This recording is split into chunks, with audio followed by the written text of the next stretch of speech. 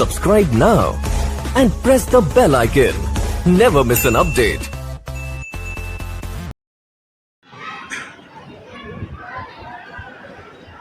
أعوذ بالله السميع العليم من غضب الجبار ومن الشيطان اللعين الرجيم. بسم الله الرحمن الرحيم.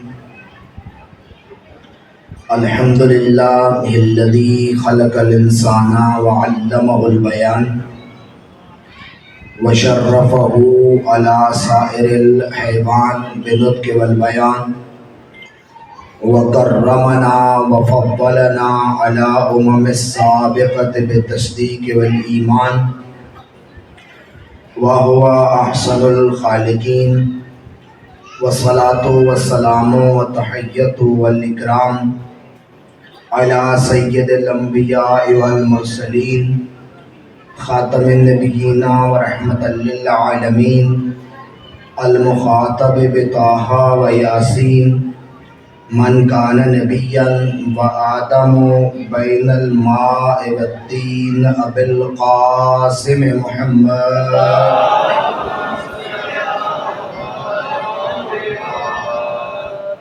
وعلى إطرته الأطيبين الأطهرين المعصومين المظلومين المنتجبين المخدومين ولعنة الله على أعدائهم أجمعين من يوم عداوتهم إلى يوم الدين وبعد يوم الدين.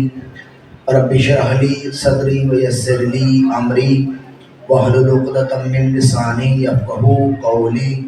أما بعد فقد قال الحكيم في كتابه الكريم بسم الله الرحمن الرحيم قل لا أسألكم عليه أجرا إلا المودة في القربى بواد بلند سلام.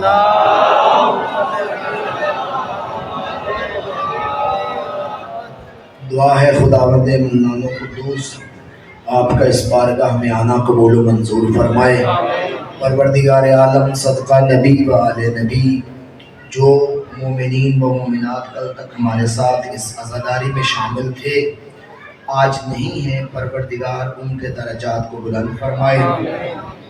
صدقہ نبی و آل نبی ہمیں اس عزت والے دربار سے اور اس کے علم اور اس کے معرفت لینے کی توفیق عنایت فرمائے. پروردگار ہماری اس ٹوٹی پھوٹی حاضری کو اور آپ کے ان پرخلوص آنسوؤں کو قبول و منظور فرمائے. پروردگار ہم تمام کو آپس میں پیار محبت اتحاد و ایمان نصیب فرمائے. ایک بزرگوار نے کل میرے ذمے کچھ مرحومین کی دعائیں لگائی تھیں اور مجھے وہ یاد نہ رہ سکا. پروردگار ان کے مرحومین کو اعلیٰ علیین میں جگہ عطا فرمائے. غلام عباس فریدی صاحب جو ہے پروردگار ان کے درجات بلند فرمائے. دیگر آپ بزرگان کو اللہ تعالیٰ صحت و تندرستی عطا فرمائے اور آپ کے مرحومین کو جوار ائمہ میں جگہ عطا فرمائے. اپنی اور ہماری دعاؤں کی قبولیت کے لیے بلند صلوات.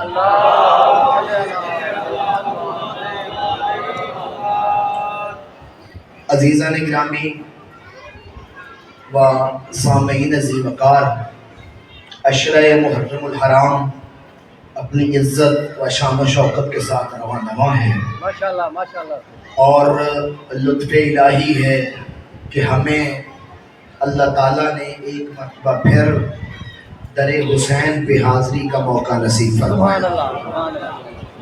یہ وہ نعمت عظمیٰ ہے، یہ وہ نعمت ہے. صلوات پڑھے بر محمد. میں قبل اس کے خطاب کا آغاز کروں اپنی بہنوں سے بھی عرض کروں گا، اپنی ماں بہنوں سے بھی اور آپ تمام سے بھی کہ بچوں کو ضرور لے کے آئیں مجلس میں، لیکن اتنا شور نہ ہو کہ پھر میں خطاب نہ کر سکوں. اور کوشش کریں کہ ان بچوں کو بٹھائیں، ان پہ قابو رکھیں تاکہ گفتگو آسانی سے کی جا سکے. بآواز بلند صلوات.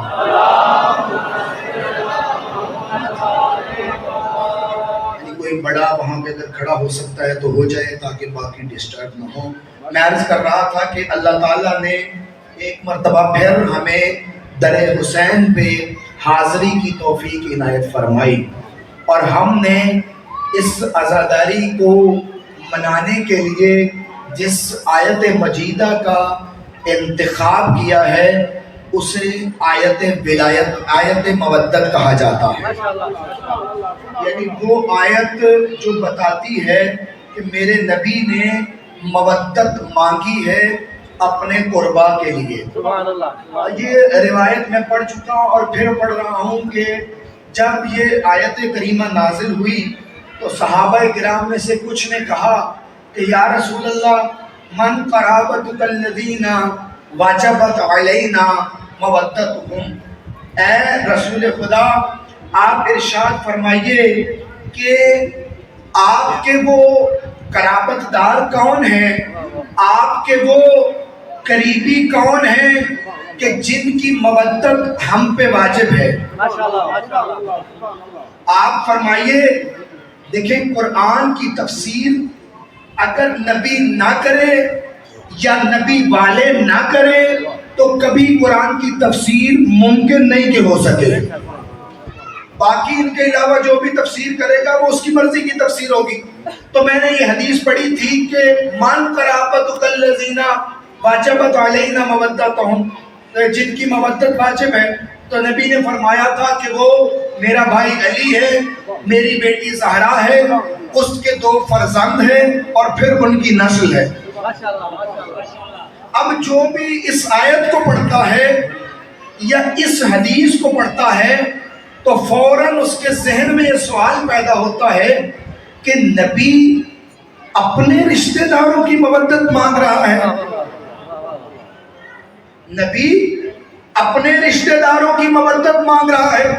اسلام تو رشتہ داری سے پاک ہے، اسلام تو رشتہ داری نہیں دیکھتا، اسلام تو ناطے نہیں دیکھتا، اسلام تو نہیں دیکھتا کہ یہ اس کا بھائی ہے اسے عزت دے دو، یہ اس کا بھائی نہیں ہے اسے عزت نہ دو۔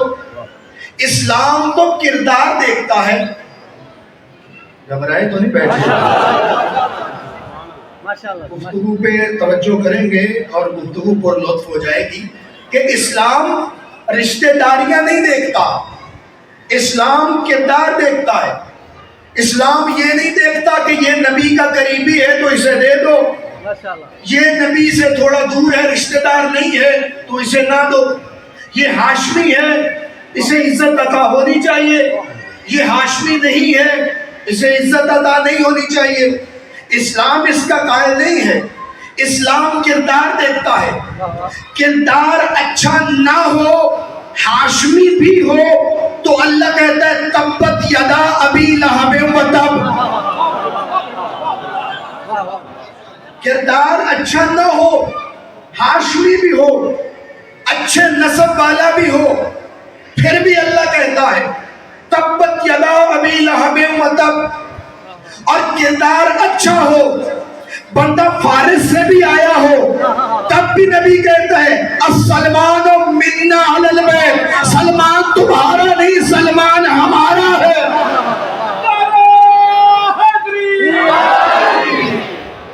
توجہ فرما رہے ہیں؟ وہ نبی وہ رشتہ داریاں تو نہیں نبھاتا، وہ اس لیے عزت نہیں دے رہا۔ چلے میں بات کو مزید مضبوط کرنے کے لیے قرآن کی آیت کا سہارا لینا چاہتا ہوں۔ سورہ آل عمران میں رب ذوالجلال فرماتا ہے وَمَا مُحَمَّدٌ إِلَّا رَسُولٌ، محمد میرا رسول ہے۔ میں نے ترجمہ آسان کیا ہے، اب تھوڑا دقیق ترجمہ کرتا ہوں۔ وَمَا مُحَمَّد، محمد کچھ نہیں، إِلَّا رسول، صرف رسول ہے۔ آپ یہاں سے لے کر مصر، سعودیہ، نجف، قم تک جس حوزے میں اس آیت کو لے جائیں، ہر پڑھا لکھا آدمی یہی ترجمہ کرے گا وما محمد الا رسول، محمد کچھ بھی نہیں، فقط میرا رسول ہے۔ اگر غور کریں، ابو طالب کا بھتیجا محمد، علی کا بھائی محمد، عبداللہ کا بیٹا محمد، آمنہ کا چاند محمد، حسنین کا نانا محمد، فاطمہ کا بابا محمد، صحابہ کا محسن محمد، ہمارا آقا و مولا محمد، نبیوں کا سردار محمد، کتب کائنات محمد۔ اتنے سارے رشتوں میں پابند ہے میرا نبی. کسی کا بھائی، کسی کا نانا، کسی کا بابا، کسی کا شوہر، کسی کا آقا، لیکن اللہ نے ایک جملے میں سارے رشتے توڑ دیے. کسی کا کچھ نہیں، میرا رسول ہے. اتنی پر لطف انداز میں آپ سن رہے ہیں کہ میرا دل چاہتا ہے کہ کچھ آگے اور سناؤں. ایک منٹ میں اللہ نے سارے رشتے توڑ دیے. کسی کا کچھ نہیں لگتا، میرا رسول ہے. پروردگار اتنے رشتوں کا کیا کریں؟ کسی کا کچھ لگتا ہے، کسی کا کچھ لگتا ہے، کسی کا کچھ لگتا ہے. تو کہہ رہے کسی کا کچھ نہیں، فقط میرا ہے. یہ باقیوں کا رشتہ توڑ کیوں رہا ہے؟ اپنے سے رشتہ جوڑ کیوں رہا ہے؟ آواز قدرت ہے کہ یہ دنیا والوں کے ذہنوں کو جانتا ہوں. اگر یہ کسی کو کندھوں پہ بٹھائے گا کہیں گے نانا تھا، کہیں گے نانا تھا اس لیے احترام کو اٹھتا تھا. کسی کے لیے اٹھے گا چادر بچھائے گا کہیں گے بابا تھا اس لیے چادر بچھاتا تھا. کسی کو میدان میں ہاتھ پکڑ کے دکھائے گا تو کہیں گے کہ بھائی تھا اس لیے دکھایا ہے. میں نے اس لیے سارے رشتے توڑ کے اپنے سے رشتہ جوڑ کے بتایا ہے. اگر کسی کو کندھوں پہ اٹھاتا ہے نانا بن کے نہیں، رسول بن کے اٹھاتا ہے.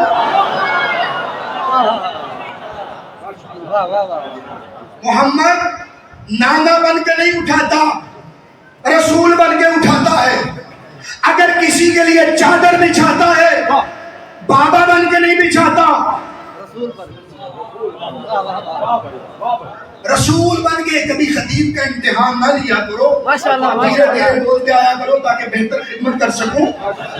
کبھی کسی کے لیے چادر بچھاتا ہے بابا بن کے نہیں، کبھی کسی کو میدان میں دکھاتا ہے بھائی بن کے نہیں. اس کی زندگی میں کبھی بھی اس کا ذاتی تلاش نہ کرنا. اس کا جو کام ہے وہ رسالت کا کام ہے، جو کلام ہے وہ رسالت کا کام ہے. یہ بولے تو بھی میرا نبی ہے، خاموش رہے تب بھی میرا نبی ہے، چلے تب بھی میرا نبی ہے، اور رکے تب بھی میرا نبی ہے. بات وہ جو قرآن کے عین مطابق ہو. ماشاءاللہ ماشاءاللہ. یہ بولے تو میرا نبی ہے. وَمَا يَنْطِقُ عَنِ الْهَوَىٰ إِنْ هُوَ إِلَّا وَحْيٌ يُوحَىٰ. یہ تب تک بولتا نہیں جب تک میری وحی نہ آ جائے. جب آپ قرآن مجید کو ایک منٹ کے لیے سائڈ پہ رکھیں، تورات کے اندر تقریباً تھوڑا جب پڑھ کے لائیں گے ماشاءاللہ ماشاءاللہ ماشاءاللہ. توجہ فرما رہے ہیں.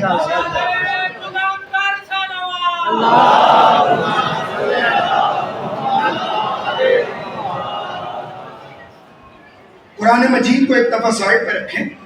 تورات اگر آپ اٹھائیں تو اس کے تقریباً پہلے یا دوسرے چیپٹر میں 251 نمبر تورات کی جو آیت ہے، اور اس میں اللہ تعالیٰ نے حضرت موسیٰ کو نصیحتیں کی ہیں. اور اس نصیحتوں میں سے ایک نصیحت یہ ہے، موسیٰ اپنی قوم کو بتاؤ کہ آخری دور میں ایک نبی ہوگا، وہ میرا آخری نبی ہوگا. وہ ایسا نبی ہوگا کہ وہ جب بھی بولے گا ہمارے حکم سے بولے گا، جب بھی کلام کرے گا ہمارے حکم سے کرے گا. جملہ آگے ہے، اور ہم اس نبی کے منہ میں اپنی زبان رکھیں گے. ہم اس نبی کے منہ میں اپنی زبان رکھیں گے. وہ بولے گا ہمارے نام سے بولے گا. اور فرماتا ہے وَمَا رَمَيْتَ إِذْ رَمَيْتَ وَلَكِنَّ اللَّهَ رَمَىٰ. جب تو سنگریزے اٹھا کے پھینکتا ہے ہاتھ تیرا ہوتا ہے، ضربت ہماری ہوتی ہے. ہاتھ بظاہر تیرا ہوتا ہے ضربت ہماری ہوتی ہے، ہاتھ نبی کا، حرکت اللہ کی، زبان نبی کی، کلام اللہ کا، جسم پورا بھی محمد کا اللہ کے کنٹرول میں ہے، لیکن جان بوجھ کر قرآن میں ایک ہاتھ کا ذکر کیا، ایک زبان کا ذکر کیا، اس لیے کہ ہاتھوں سے اٹھائے گا اور زبان سے کہے گا من کنت مولا۔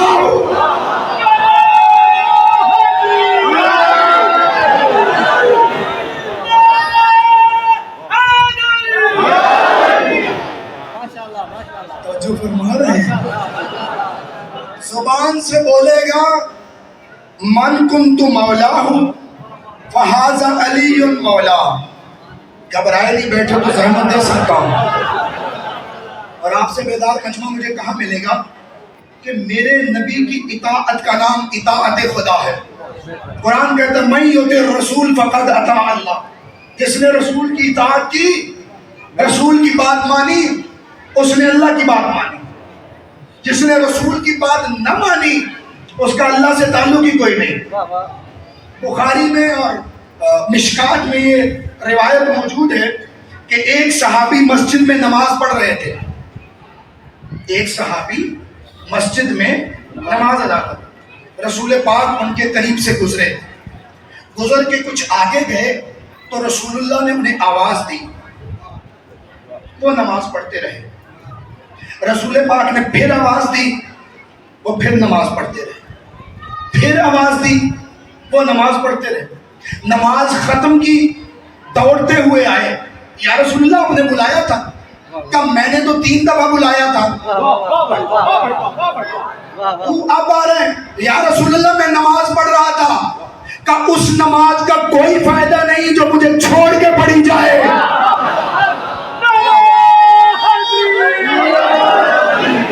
تو نبی بلائے تو آ جاؤ، نبی روکے تو رک جاؤ، نبی لڑائے تو لڑو، نبی کھڑا کرے تو کھڑے ہو جاؤ، نبی دکھائے تو دیکھو، نبی منوائے تو مانو۔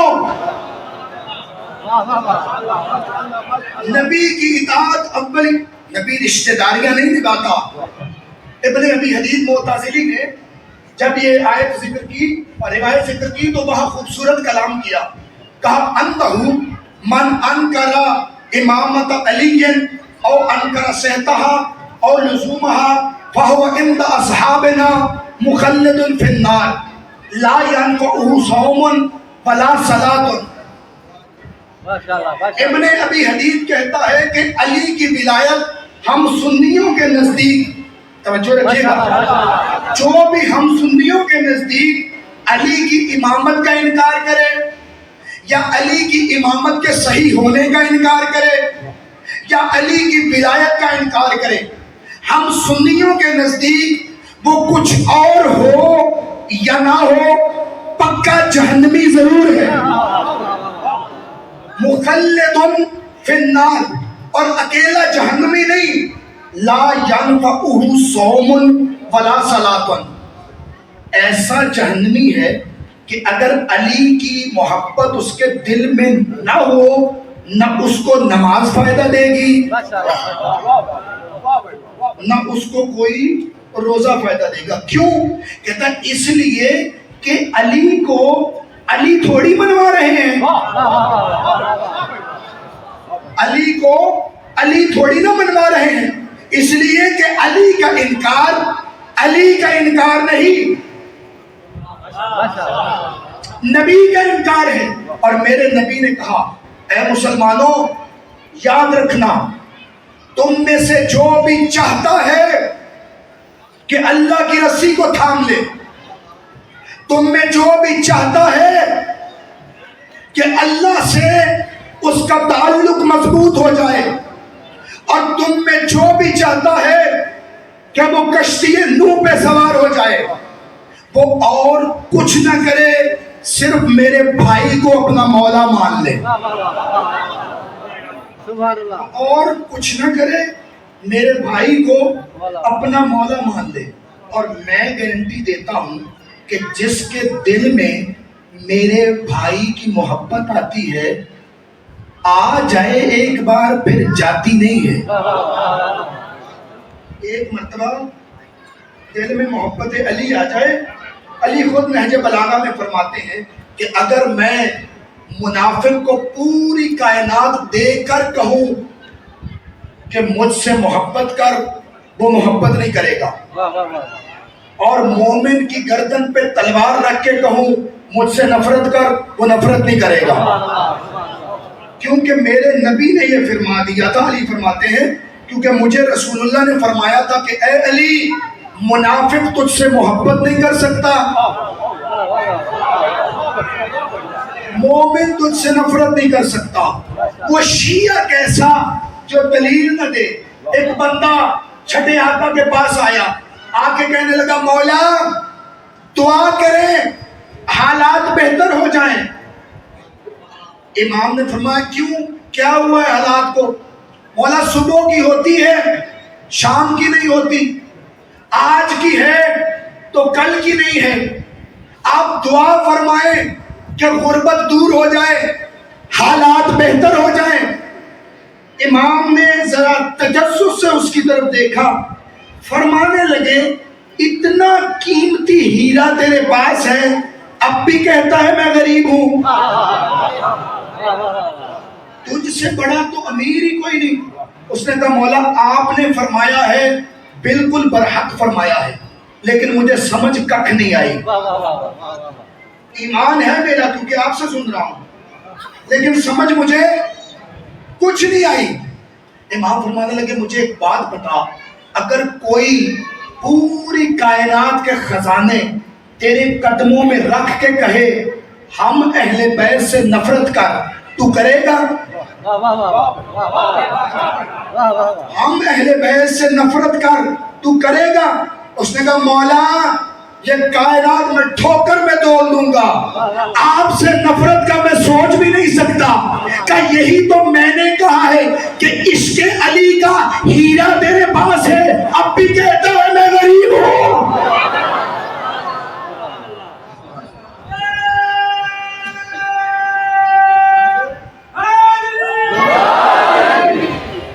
توجہ فرما رہے میرے دوست, جو علی کا ہے وہ علی کا ہے, ماشاءاللہ ماشاءاللہ.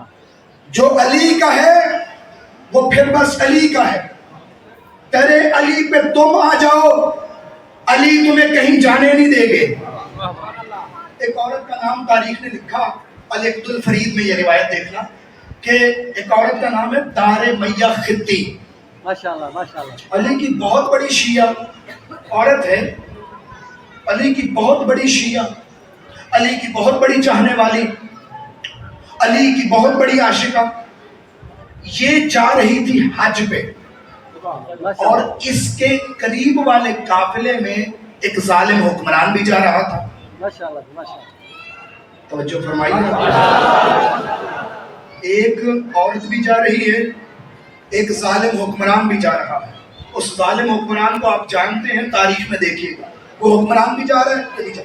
اس کی کوشش تھی کہ اس عورت سے ملاقات کرے, لیکن یہ عورت چاہتی تھی کہ اس سے ملاقات نہ ہو. چلتے چلتے اچانک ایک جگہ پہ ملاقات ہو ہی گئی. یہ کہتا میں بڑی کوشش میں تھا کہ تجھ سے ملاقات کروں, تجھے دیکھوں, تجھ سے بات کروں. علی کی شیعہ کہنے لگی میرا ذرہ برابر بھی دل نہیں تھا میں تیری شکل دیکھوں. حاکم وہ ہے, یہ عام سی عورت ہے, اور علی نے جرت وہ دی ہے. میرا دل نہیں چاہتا تھا کہ میں تیری شکل دیکھوں. کہنے لگا مجھے پتا ہے, تو یہ بتا تو نے جو علی کے ساتھ وقت گزارا علی کے دور میں, تو نے علی کو کیسا پایا؟ خدا کی قسم بندے کو چھوٹا سا عہدہ مل جائے نا, اس کے رہنے کے انداز بدل جاتے ہیں, اس کا رہن سہن بدل جاتا ہے. اگر اس کو چھوٹا سا عہدہ مل جائے اس کے طور طریقے بدل جاتے ہیں. اس کا لائف سٹائل بدل جاتا ہے. لیکن یہ علی کی شیعہ تھی, کہنے لگی علی کو زیادہ تو میں جانتی نہیں, کیونکہ علی کو یا اللہ جانے یا اس کا رسول جانے, میری نہ حیثیت ہے نہ اوقات ہے کہ میں علی کو جانوں. بس اتنا بتاتی ہوں, علی جیسا حکومت لینے سے پہلے تھا ویسا حکومت لینے کے بعد تھا. میں اذان بھی ہو رہی ہے تو دوستوں سے کہتا ہوں کہ آپ جو ہے وہ اپنی اپیل کر لیں, اور آپ مومنین سے میں یہ عرض کروں گا, آپ کھڑے ہو جائیں, آپ اپنی اپیل کریں. اور میں مومنین سے یہ عرض کروں گا کہ آپ ہی کے تعاون سے یہ سب کچھ, یہ محفلیں, یہ مجالس, یہ جلوس, آپ سب اس میں شامل ہیں, اور آپ کا اگر تعاون نہ ہو تو یہ سلسلہ آگے نہ بڑھ سکے. تو کوشش کریں کہ جتنا ہو سکے بارگاہ کی تعمیر, ترقی, دیگر جو انتظام و انصرام ہیں ان میں دل کھول کے خرچ کریں. اور اللہ فرماتا ہے من جاء بالحسنۃ فلہ عشر امثالھا, کہ جو ایک نیکی کرتا ہے اللہ اس کے 10 برابر عطا کرتا ہے. تو مجھے امید ہے کہ آپ دل کھول کے انشاءاللہ تعاون فرمائیں گے. بآواز بلند صلوات.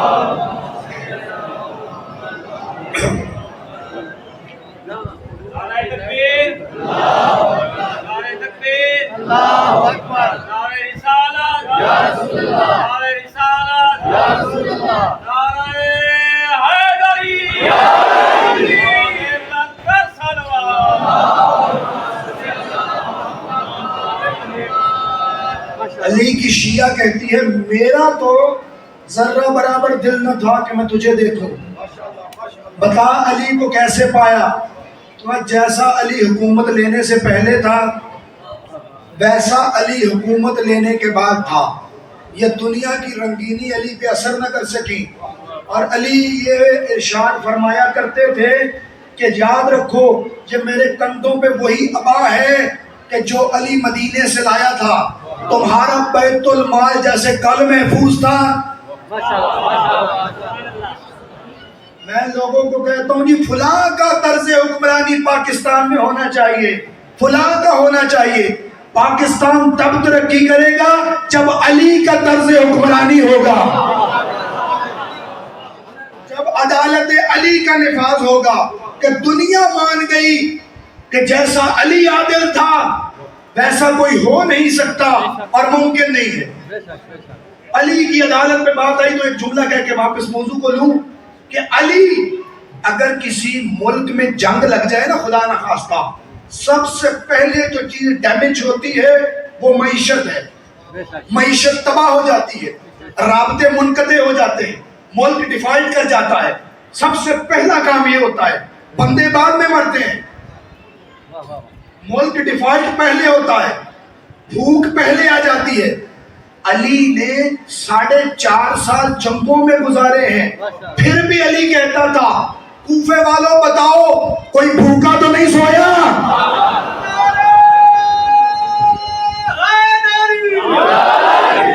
بتاؤ کوئی پیاسا تو نہیں سویا. علی تمہارا ذمہ دار ہے. ہم بھی یہ کہتے ہیں علی کا طرز حکمرانی لے آؤ, اور اگر نہیں لا سکتے تو علی والوں کے حوالے کرو. ہم بتائیں گے کہ حکومت کیسے چلاتے ہیں. جتنا کسی اور کا اس ملک میں حصہ ہے اس سے کہیں زیادہ ہمارا حصہ ہے. توجہ فرما رہے میرے دوست. اب یہ بات چل نکلی ہے تو ایک اور بات عرض کروں, ہم حسین کے ماننے والے ہیں. تم پورا سال ملک چلاتے ہو, حسین 10 دن چلاتا ہے.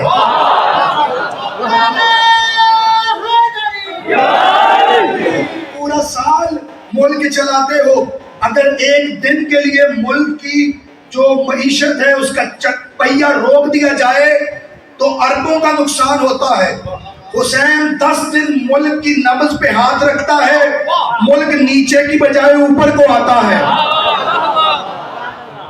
حسین بتانا چاہتے ہیں، بلکہ میں روک کے ایک اور جملہ کہوں کہ ملک کے حالات تبدیل نظر آتے ہیں، ملک نیچے کو نہیں اوپر کو جاتا ہے، خرید و فروخت میں اضافہ ہوتا ہے، ایکسپورٹ امپورٹ بڑھتی ہیں جب حسین کے دن آتے ہیں۔ تو میری بات نہ مانی، ہر بندے کے ہاتھ میں گوگل ہے، کر لیجئے۔ تمہارے پورے ملک کا اتنا بجٹ نہیں ہے جتنی ہم ذاکروں کی فیس دے دیتے ہیں۔ اور اس سے پڑھ کے سنیے، میں نے پورا سال دیکھا ہے، محرم میں بھی دیکھا ہے، میں نے پورا سال دیکھا ہے، لوگ چوکوں پہ مانگ رہے ہوتے ہیں، شہراؤں پہ مانگ رہے ہوتے ہیں، گلیوں میں مانگ رہے ہوتے ہیں، لیکن خدا کی قسم ان گناہگار آنکھوں نے دیکھا ہے جو سارا سال مانگتے ہیں محرم میں وہ بھی بانٹتے ہیں۔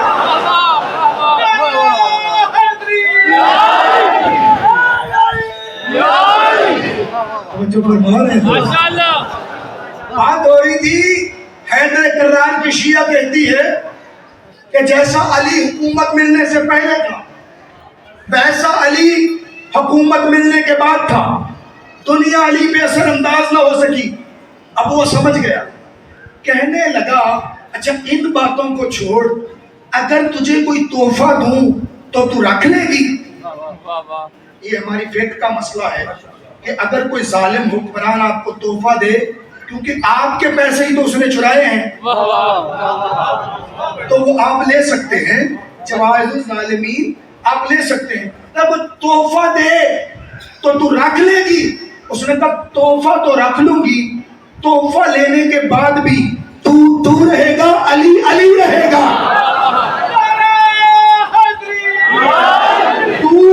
تو رہے گا، علی علی رہے گا۔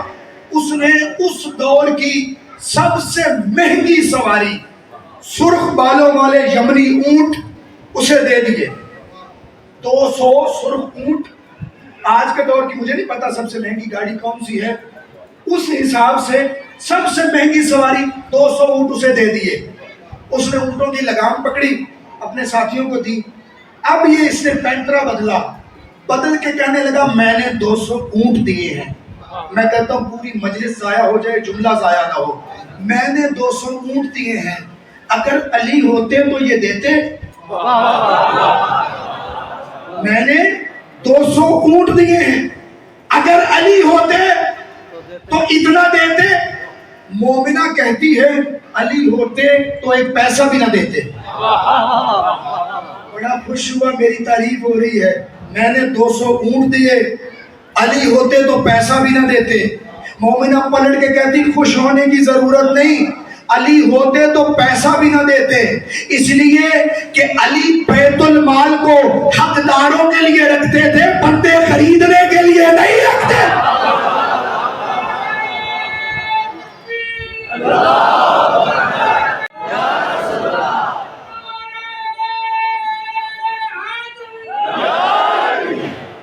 جو فرما رہے ہیں، جو بھی علی کے دروازے پہ آتا ہے وہ علی کا ہو جاتا ہے، آئے کسی بھی ذہن سے،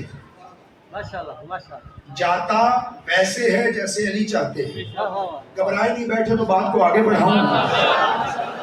اچھا آپ کو یہ اس بات کا علم ہے، اب میرے موضوع کے ساتھ ریلیٹ ہے تو بات کروں، کہ آپ کو اس بات کا علم ہے کہ میرے امیر کائنات نے ایک نہیں کئی مرتبہ کہا ہے، سلونی سلونی قبل تفقدونی، پوچھ لو مجھ علی سے قبل اس کے کہ تم مجھے کھو دو۔ کئی مرتبہ کہا اور لوگوں نے کئی مرتبہ پوچھا ہے۔ ایک مرتبہ حیدر کرار نے کہا سلونی سلونی، تو درمیان سے ایک بندہ کھڑا ہوا، اس نے کہا کہ میں آپ کی رعایا کا آدمی ہوں، میرے کچھ سوال ہیں وہ میں آپ سے کرنا چاہتا ہوں۔ حیدر کرار نے اس کی طرف دیکھ کے فرمایا اپنی حقیقت تو بتاتا ہے یا میں بتاؤں؟ تو کون ہے، کہاں سے آیا ہے، کس کا بیٹا ہے، کس نے بھیجا ہے، یہ تو بتاتا ہے یا میں بتاؤں؟ اس کا منہ کھلے کا کھلا رہ گیا. علی نے فرمایا تو میری رعایا کا آدمی نہیں, تو کوفے کا رہنے والا نہیں. ابن اسفر کیسر رومی نے چند سوال لکھ کے فلاں بندے کو بھیجے تھے, وہ جواب نہیں دے پایا. اس نے تجھے مکار سمجھا, عیار سمجھا, فریبی سمجھا, دھوکے باز سمجھا. تجھے وہ سوال دیے کہ جا علی سے جواب لے کے آ, لیکن یاد رکھ اب تو علی کی محفل میں آیا ہے. آیا تو منافق بن کے ہے, جائے گا مومن بن کے. آیا تو منافق بن کے ہے, جائے گا مومن بن کے, کیونکہ تو علی کی محفل میں آیا ہے. یہ مجلسیں کس کی ہیں؟ علی و حسین کی. یہ جلوس کس کے ہیں؟ علی و حسین کے, اہل بیت کے.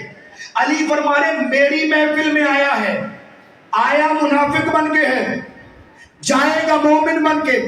میں آپ سے بھی یہی کہتا ہوں کہ علی والوں کی مجلسیں بھی ایسی ہونی چاہیے, بندہ آئے کسی اور ذہن سے, بندہ جائے کسی اور ذہن سے.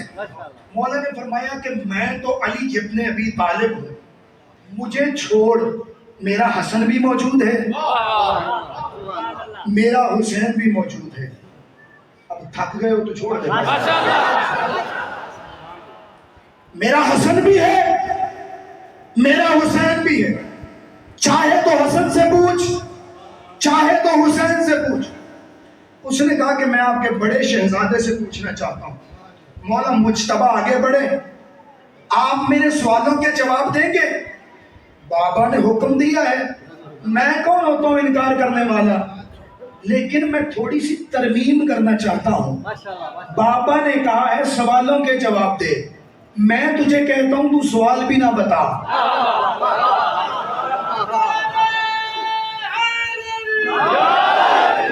ابن ابی طالب تجھے سوال بھی بتائے گا, جواب بھی بتائے گا.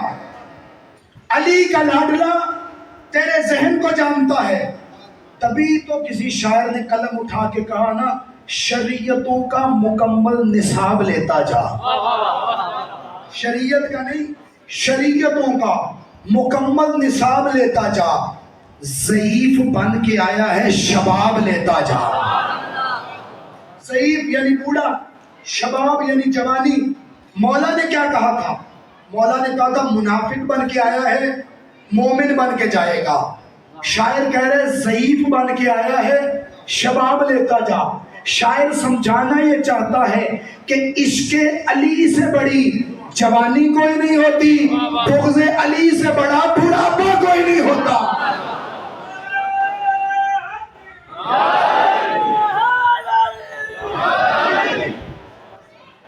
شریعتوں کا مکمل نصاب لیتا جا. ضعیف بن کے آیا ہے, شباب لیتا جا. غلام زادہ نہیں, امام زادہ ہے. سوال ذہن میں رکھ, جواب لیتا جا.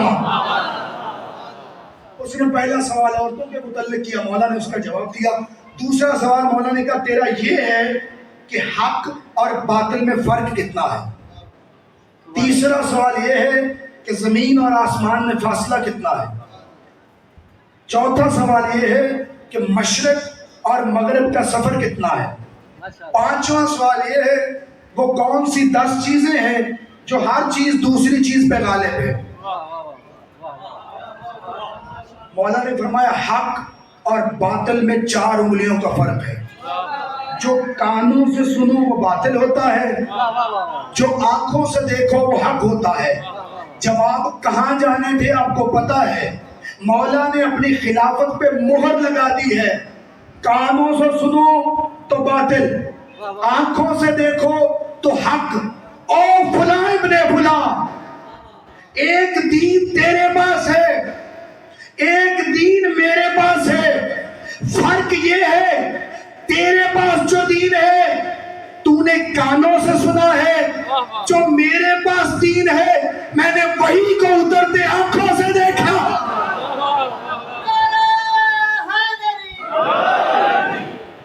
میں نے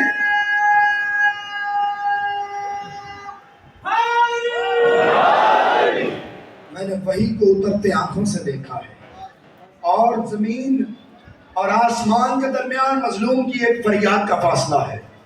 ادھر دل مظلوم سے نکلتی ہے، ادھر عرش ذوالجلال کو چھوتی ہے، اور مشرق اور مغرب میں اتنا سفر ہے جتنا سورج ایک دن میں طے کرتا ہے۔ اور وہ 10 چیزیں جو ہر چیز دوسری چیز پہ غالب ہے، تو ایک سخت چیز پتھر ہے جو ہر چیز پہ غالب ہے۔ پتھر پہ لوہا غالب ہے جو پتھر کو توڑتا ہے، لوہے پہ آگ غالب ہے جو لوہے کو پگھلاتی ہے، آگ پہ پانی غالب ہے جو آگ کو بجھاتا ہے، پانی پہ بادل غالب ہے جو پانی کو اٹھاتا ہے، بادل پہ ہوا غالب ہے جو بادل کو اٹھاتی ہے، ہوا پہ وہ فرشتہ غالب ہے جس کے حکم سے ہوائیں چلتی ہیں، اس فرشتے پہ ملک الموت غالب ہے جو اسے موت دے گا، ملک الموت پہ موت غالب ہے جو ملک الموت کو بھی آئے گی، موت پہ اللہ کا امر غالب ہے اور امر پہ اولی الامر غالب ہے۔ جس دروازے سے امر الہی معلوم ہو اسے دروازہ اہل بیت کہتے ہیں، جس دروازے سے اس ذوالجلال کی معرفت ہو اسے دروازہ اہل بیت کہتے ہیں۔ آؤ مل کے روئیں اس حسین کے وکیل کو جسے مسلم ابن عقیل کہا جاتا ہے۔ اور اس مصیبت کو پڑھنے سے پہلے میں اپنے اہل سنت، اہل حدیث، دیوبند، دیگر بھائی میرے جتنے آئے ہیں، میں سب سے ایک اپیل کرنا چاہوں گا کہ شیعہ تو روتے ہی ہیں، آپ یہ مت سوچئے کہ رونے سے آپ شیعہ ہو جائیں گے، کیونکہ یہ رونا شیعوں کا کام نہیں، کائنات کا رسول روتا رہا ہے، بلکہ تمام رسول روئے ہیں حسین کو۔ آپ اپنا فرقہ محفوظ رکھیے، اپنا نظریہ محفوظ رکھیے، آپ کو مبارک ہو، لیکن جب بطول کے بیٹے کے غم میں آئیں تو فرقے سے نہ روئیں، انسانیت سے روئیں۔ حسین انسانیت کا محسن ہے، ہر فرقہ، ہر مذہب، ہر ذہن روتا ہے حسین کو۔ ایک وکیل ہے حسین کا جسے مسلم ابن عقیل کہتے ہیں۔ بس تھوڑا سی مقدمہ سن لو کہ آپ کو معلوم ہے 12 سے 18,000 خط اہل کوفہ نے لکھے تھے مولا حسین کو، مولا جلدی کوفے آئیے، ہم آپ کی نصرت کو تیار ہیں، آپ کی مدد کو تیار ہیں۔ مولا نے ان کے خط وصول کیے، وصول کرنے کے بعد مولا نے کہا میں نہیں آتا، پہلے میں اپنے بھائی ابن عم، اپنے سکا و وکیل مسلم ابن عقیل کو بھیجتا ہوں، جو اطلاع مجھے مسلم ابن عقیل دے گا میرے لیے وہ حرف آخر ہوگی۔ مولا نے مسلم کو بھیجا، لوگوں نے دھڑا دھڑ بیعت کی، ابھی تک ابن زیاد مسلط نہیں ہوا تھا، دھڑا دھڑ لوگوں نے بیعت کی۔ یزید کو اطلاع ہوئی کہ کوفہ تیرے ہاتھ سے نکل رہا ہے، اس نے ایک کمینے آدمی جسے آپ ابن زیاد ملعون کے نام سے جانتے ہیں، اس خبیث کو دشمن اہل بیت کو بھیجا، جاؤ اہل کوفہ پہ سختی کرو۔ یہ جب اہل کوفہ یہ اطلاع ہوئی کہ ابن زیاد آ چکا ہے، روایت کہتی ہے کہ مسلم نے مغرب کی نماز ادا کی تو 12,000 بندہ پیچھے تھا، عشاء کی نماز ختم کی تو اکیلا مسلم تھا، اکیلا مسلم ابن عقیل رہ چکا تھا، سارے لوگ بے وفائی کر چکے تھے۔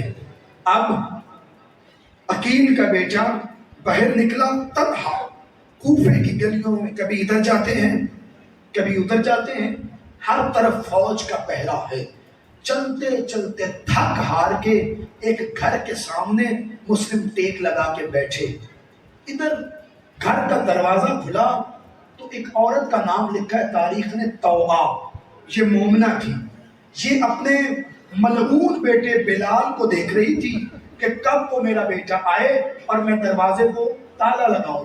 روایت کہتی یہ بار بار دروازے کی طرف جاتی تھی کہ اچانک اس کی نظر پڑی کہ سامنے کوئی شخص بیٹھا ہے، ایک مرتبہ آ کے کہنے لگی یا عبداللہ، اے عبد خدا، اذهب الی منزلک، اپنے گھر کیوں نہیں جاتا، شہر کے حالات بڑے خراب ہیں۔ مسلم نے کوئی جواب نہیں دیا، ایک جملہ کہا حل لی شربت من الماء، 2 گھونٹ پانی مل سکتا ہے، میں پیاسا ہوں، میں مسافر ہوں، 2 घूंट पानी मिल सकता है। मोमिना थी, दौड़ के गई, कूजा पानी का लेके आई, हजरत के हाथ में दिया, हजरत ने पानी पिया, शुक्र इलाही, बचा लाए, वापस बर्तन दिया, वो रख के आई, कहती अलम तशरबिल मा, तूने पानी पी नहीं लिया? फरमाया हाँ मैंने पानी पी लिया है। कहा अपने घर क्यों नहीं जाता? एक मर्तबा मुस्लिम देख के कहते मालिया फी हाज़िल मिस्र मंजिलुन, जिस गरीब का घर ना हो वो किधर जाए,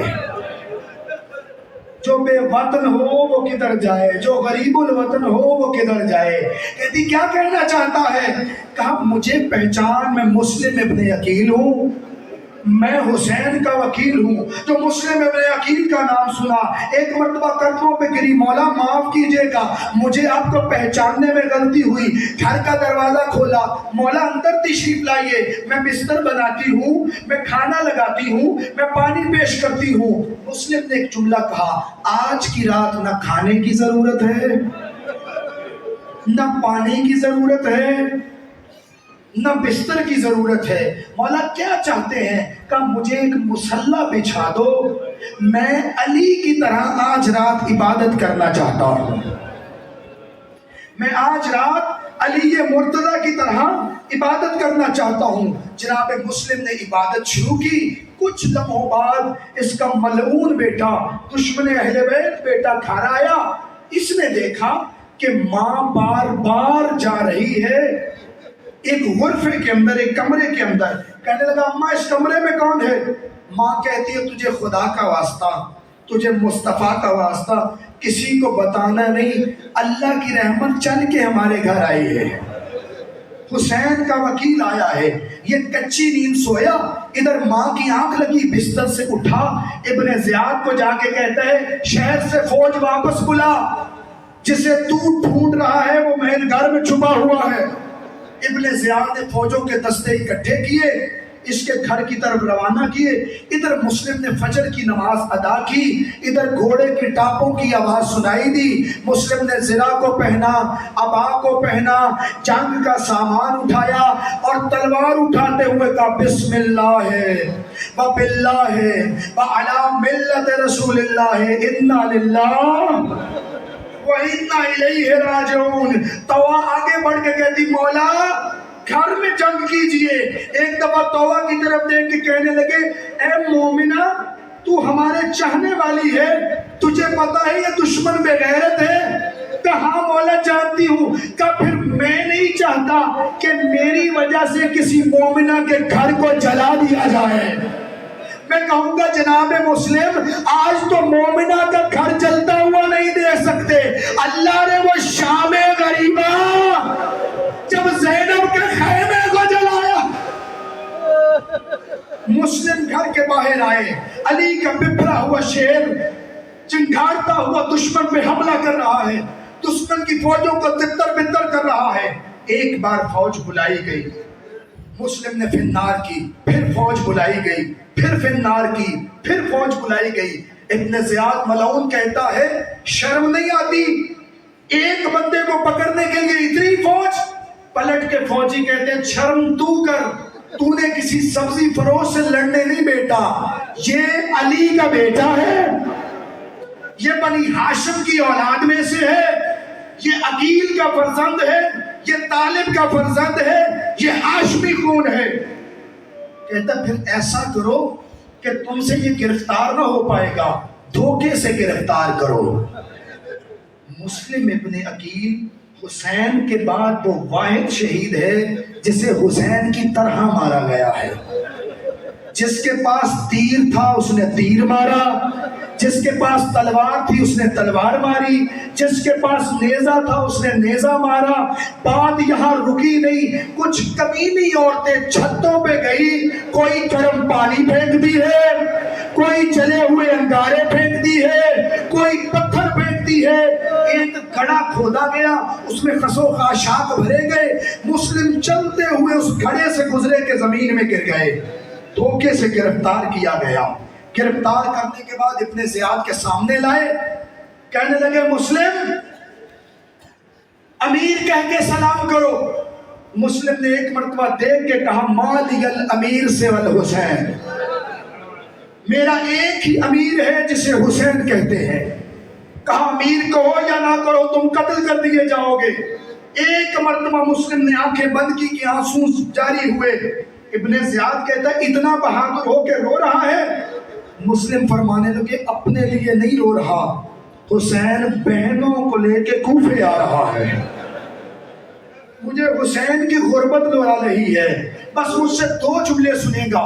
کل لے جاؤ مسلم کو اور مسلم کی گردن کاٹ دو. جناب مسلم کو دارالامارہ پہ لے جایا گیا. مسلم کلام خدا پڑھ رہے ہیں. یہ جو آپ نماز کے بعد زیارت پڑھتے ہیں نا، السلام علیکہ یا ابا عبداللہ، یہ سنت ہے مسلم ابن عقیل کی. جیسے ہی دارالامارہ پہ لے جایا گیا، ادھر تلوار بلند ہوئی، ادھر مسلم نے اس طرف رخ کیا جدھر حسین کا قافلہ تھا. ایک مرتبہ کہنے لگے السلام علیکہ یا ابا عبداللہ. مولا نوکر کا آخری سلام قبول کیجئے. روایت کہتی ادھر حسین اٹھے، اٹھ کے کہا علیکہ السلام یا سکتی. مسلم کی لاش زمین پہ آئی. لوگوں نے پاؤں میں رسیاں ڈالی، کبھی اس بازار کبھی اس بازار. ادھر امام حسین اپنی جگہ سے اٹھے، اس خیمے میں آئے. 1 منٹ روکوں گا. اس خیمے میں آئے جس خیمے میں مسلم ابن عقیل کی 4 سال کی بیٹی عاتقہ بیٹھی ہوئی تھی. میں نے کربلا کے حالات پڑھے، میں نے شام غریبہ کے حالات پڑھے. مجھے شام غریبہ سے پہلے تک عاتقہ کی زندگی ملی، شام غریبہ کے بعد عاتقہ کا ذکر نہیں ملا. میں نے جب علماء سے پوچھا مسلم ابن عقیل کی بیٹی کہاں گئی، انہوں نے رو کے کہا شام غریبہ میں خیموں میں جل کے مر گئی. یہ عاتقہ بیٹھی ہوئی تھی خیمے میں. امام حسین چلتے ہوئے آئے، عاتقہ کو گود میں لیا، سر کو چوما، چوم کے کہنے لگے بہن زینب وہ گوشوارے لے آؤ جو میں سکینہ کے لیے لایا تھا. بچی نے ماما کی طرف دیکھا، کہتی مامو جان سچ بتائیے میں یتیم ہو گئی، میں یتیم ہو گئی. کہاں گھبرانا نہیں، تیرا باپ آج کے بعد میں ہوں. گوشوارے پہنائے گئے، بچی کو پیار کیا گیا. یہ سارا منظر سکینہ دیکھ رہی تھی. سکینہ بی بی کے ذہن میں یہ بات رچ بس گئی تھی کہ جو یتیم ہو جاتے ہیں لوگ ان کو گوشوارے بھی دیتے ہیں، لوگ ان سے محبت بھی کرتے ہیں. لیکن جب میری آقازادی سکینہ یتیم ہوئی ہے، پیار کسی نے نہیں کیا. کوئی تماچے مارتا ہے، کوئی تازیانے مارتا ہے. شام تک سکینہ یہ کہتی رہی کل شمرن اللہ تضرب الصوت علی وجہی. سجاد شمر سے کہو میرے منہ پہ تماچے مارے تازیانے.